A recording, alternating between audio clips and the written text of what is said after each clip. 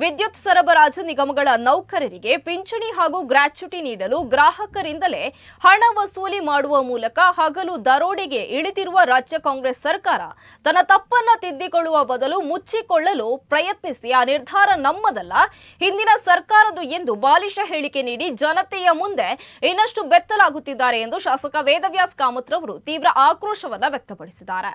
BJP ಅವಧಿಯ current ಬಿಲ್ಲುಗಳಲ್ಲಿ ಪಿಂಚಣಿ ಹಾಗೂ ಗ್ರಾಚ್ಯುಟಿ ಹೆಸರಿನಲ್ಲಿ ಒಂದೇ ₹1 ಸಹ ಸಂಗ್ರಹ ಮಾಡಿಲ್ಲ. ಆದರೆ ಈಗಿನ ಕಾಂಗ್ರೆಸ್ ಸರ್ಕಾರ ಜನರನ್ನ ಲೂಟಿ ಮಾಡುತ್ತಿದ್ದು ಪ್ರತಿಯೊಬ್ಬರು ತಮ್ಮ ತಮ್ಮ ಮನೆಯ ಕರೆಂಟ್ ಬಿಲ್ಲುಗಳಲ್ಲಿ ಪರೀಕ್ಷಿಸಿಕೊಳ್ಳಬಹುದು. ಸಂಶಯವಿದ್ರೆ ಕಾಂಗ್ರೆಸ್ ನಾಯಕರು ಸಹ ತಮ್ಮ ಮನೆಯ ಬಿಲ್ ಪರೀಕ್ಷಿಸಿಕೊಂಡು ಜನತೆಯ ದಿಕ್ಕು ತಪ್ಪಿಸುವ ಹೇಳಿಕೆ ನೀಡಿದ್ದಕ್ಕೆ ಬಹಿರಂಗವಾಗಿ ಕ್ಷಮೆ ಯಾಚಿಸಲಿ ಎಂದಿದ್ದಾರೆ. ಇನ್ನು ಈ ಸಂದರ್ಭದಲ್ಲಿ ಬಿಜೆಪಿ ಪ್ರಮುಖರಾದ ರಮೇಶ್ ಕಂಡೆಟ್ಟು, ರಮೇಶ್ ಹೆಗ್ಡೆ, ಲಲ್ಲೇಶ್ ಕುಮಾರ್, ಸಂಜಯ್ ಪ್ರಭು, ಮುರಳಿ ಹೊಸಮಜಲು, ಗಂಗಾಧರ್ ಸಾಲಿಯನ್ ಉಪಸ್ಥಿತರಿದ್ದರು.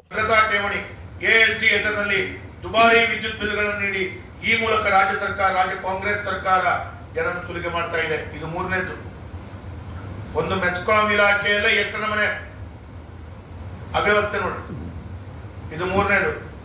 ತಿಂಗಳಿಗೆ 200 ಯೂನಿಟ್ಗಿಂತ ಕಡಿಮೆ ವಿದ್ಯುತ್ ಬಳಸಿ ಉಚಿತ ವಿದ್ಯುತ್ ಗೃಹಜ್ಯೋತಿ ಪಡೆಯುವವರಿಗೂ, ಅಂತ ಬಡವರಿಗೂ ಕೂಡ ತಿಂಗಳಿಗೆ 200 ಯೂನಿಟ್ಗಿಂತ ಕಡಿಮೆಯಾಗಿ ಎವರೇಜ್ ಆಗಿ ವಿದ್ಯುತ್ ಬಳಸಿ ಉಚಿತ ವಿದ್ಯುತ್ ಅನ್ನು ಗೃಹಜ್ಯೋತಿಯನ್ನು ಪಡ್ಕೊಳ್ಳುವಂತ ಬಡವರಿಗೂ ₹5,000, ₹3,800, ₹3,500 ಎಎಸ್ಡಿ ಕಟ್ಟುವಂತೆ ನೋಟಿಸ್ ನೀಡಲಾಗ್ತಾ ಇದೆ.